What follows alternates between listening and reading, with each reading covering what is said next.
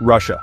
The name alone evokes images of endless landscapes, 11 time zones stretching from the Baltic to the Pacific. It's a country of extremes where the vastness of the land is matched only by the diversity of its terrain. Despite its size, Russia is not a land of evenly spread people. The population distribution is as varied as the landscape itself. In fact, most of it is astonishingly empty. Vast stretches of wilderness remain untouched by human hands. For every Russian, there are vast, silent expanses of taiga, tundra, and steppe, places where you could travel for days without seeing another soul. These areas are a testament to the sheer scale of the country. Yet look at a population map, and a striking pattern appears. Russians are packed into a small corner of this colossal country. The density in certain areas is in stark contrast to the emptiness elsewhere. Over 80% of the population, more than 110 million people, live in the West, in European Russia, which is less than a quarter of the nation's land. This concentration creates bustling urban centers. The rest of Russia, the immense Asian expanse, remains a frontier, rich in resources but sparsely settled. This area holds untapped potential and natural wealth. Why do so many people cluster in one area, leaving the rest so empty? The reasons are deeply rooted in the country's history and development. The answer is a complex story of geography, climate, history, and politics. Each factor has played a role in shaping the settlement patterns we see today. It's a tale of frozen ground, fertile soil, ancient migrations, and ambitious projects. These elements have collectively influenced where people live and thrive. To understand Russia, we must understand this divide. It's a key to comprehending the nation's unique character. Why did one part become a cradle of civilization while the other stayed a sleeping giant? The answers lie in the interplay of natural and human forces over centuries. This is the story of how a nation's people found their home. It's a narrative of adaptation and survival. The paradox of Russia is not just its size, but where its people choose to live. This choice has defined the nation's development. The heartland is a small green triangle, holding the nation's cities, industry, and history. It's the beating heart of Russia. The rest is a vast, quiet reserve, waiting for its time. Let's explore why. Join us as we delve into the story of Russia's unique population distribution. The Ural Mountains mark the boundary between European and Asian Russia, a line that divides not just geography but culture and history. This ancient range stretches from the Arctic Ocean in the north to the steppes in the south, forming a natural barrier that has shaped the destiny of the Russian people for centuries. West of the Urals is European Russia, the nation's historic heart, home to Moscow, St. Petersburg, and most of its people. Here, cities are close together, roads and railways crisscross the landscape, and the pulse of Russian life beats strongest. Here, the land is familiar. Rolling plains, broadleaf forests, and rivers flowing to warm seas. The climate is milder, the soil richer, and the seasons more forgiving, making it ideal for settlement and agriculture. This region is deeply connected to Europe through centuries of trade, conflict, and cultural exchange. Its cities reflect European influences in their architecture, art, and daily life. Cross the Urals and you enter Siberia, a land larger than the US and India combined, defined by dense forests, mighty rivers, and brutal winters. The scale is immense, and the environment can be unforgiving. Siberia is a place of extremes. Nature dominates and people are few. Towns are scattered and the wilderness stretches for thousands of kilometers. For centuries, it was a frontier, a land of exile and resources, not settlement. The harsh climate and remoteness made it a place for those seeking fortune or those sent against their will. European Russia holds about 75% of the country's urban centers. Most Russians live, work, and build their lives here in cities that never seem to sleep. Siberia, despite its size, is dotted with isolated cities, often built for mining or industry, separated by vast distances. Life here is shaped by isolation and the need to adapt to the land. This split is the first clue to Russia's population puzzle. Why do so many people cluster in the west while the east remains so empty? Two worlds. One crowded and urban, the other wild and empty. The contrast is stark, and it shapes everything from politics to daily life. Understanding this divide is key to understanding Russia itself. The line between Europe and Asia is more than a border. It's a story of people, place, and possibility. The West looks to Europe, the East to the endless wilderness. Each side has its own identity, challenges, and dreams. The nation's two faces are shaped by history, climate, and ambition. Russia's story is written across both sides of the Urals. Why is one so much more crowded than the other? The answer is complex, rooted in centuries of migration, conquest and survival. The answer lies in the land itself, a land that has shaped the fate of millions and continues to define Russia's future.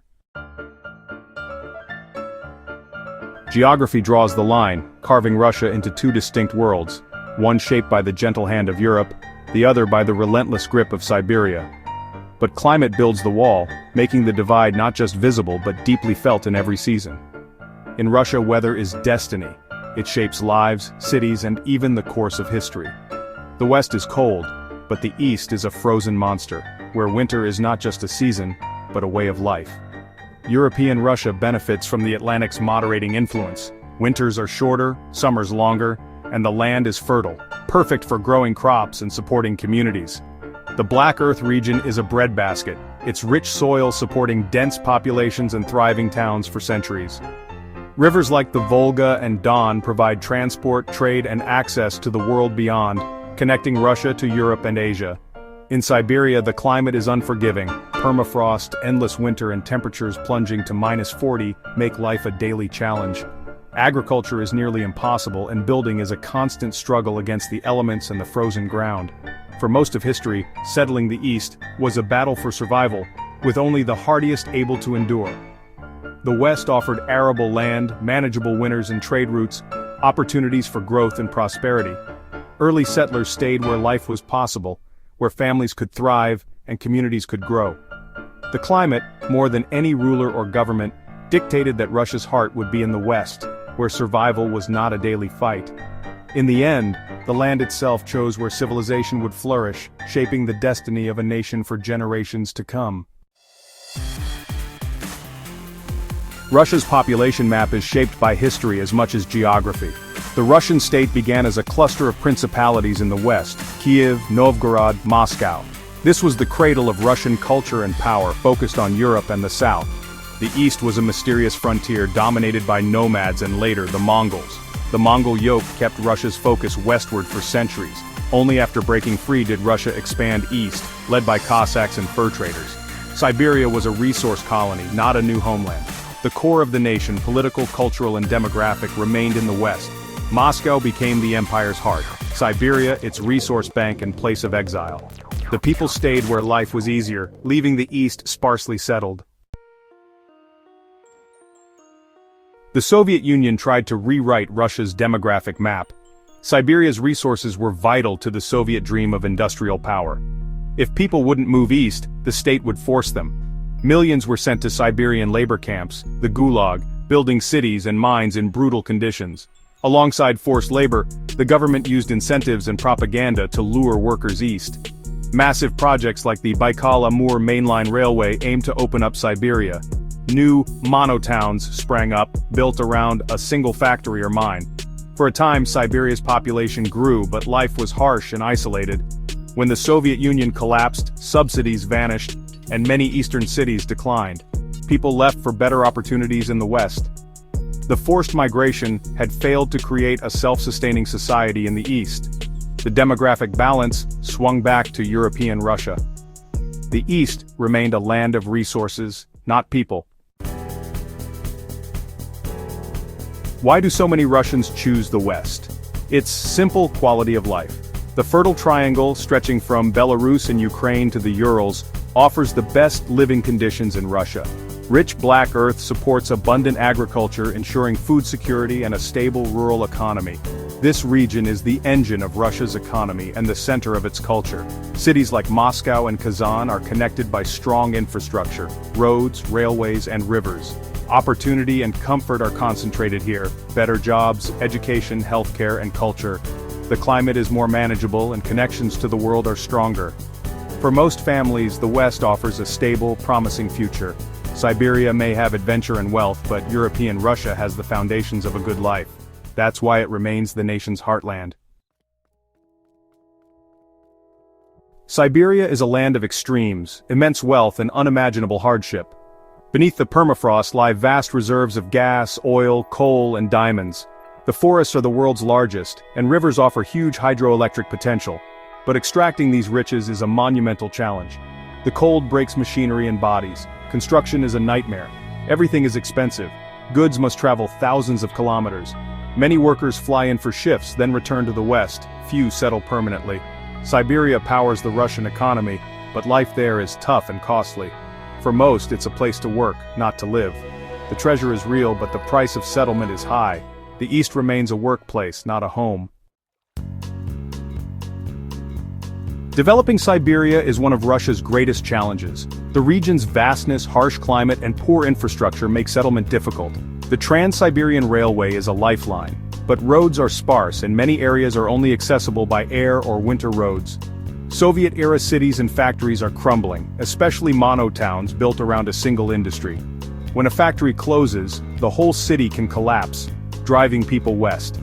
Life in the East is simply harder. Long winters, high costs, limited healthcare and education. Wages may be higher, but so is the cost of living. The comforts and opportunities of the West are a powerful draw. The East, for all its potential, demands immense sacrifice. Most choose the West, leaving the East a frontier. The demographic puzzle remains unsolved. Siberia's emptiness is not just a challenge, it's a shield. The vast, sparsely populated East gives Russia strategic depth, a natural defense against invasion. Invaders face impossible distances, hostile climate, and broken supply lines. In history, Russia traded space for time, retreating deep into the interior, letting winter defeat Napoleon and Hitler. During World War II, factories moved east, safe from attack, fueling the Soviet war effort. Today, Siberia hides Russia's nuclear deterrent, complicating any adversary's plans. The empty land is both fortress and fuel tank, security and resource base. The lopsided population is a double-edged sword economic challenge but strategic advantage. Russia's leaders must balance unlocking the East's potential with preserving its security. This paradox lies at the heart of the Russian story.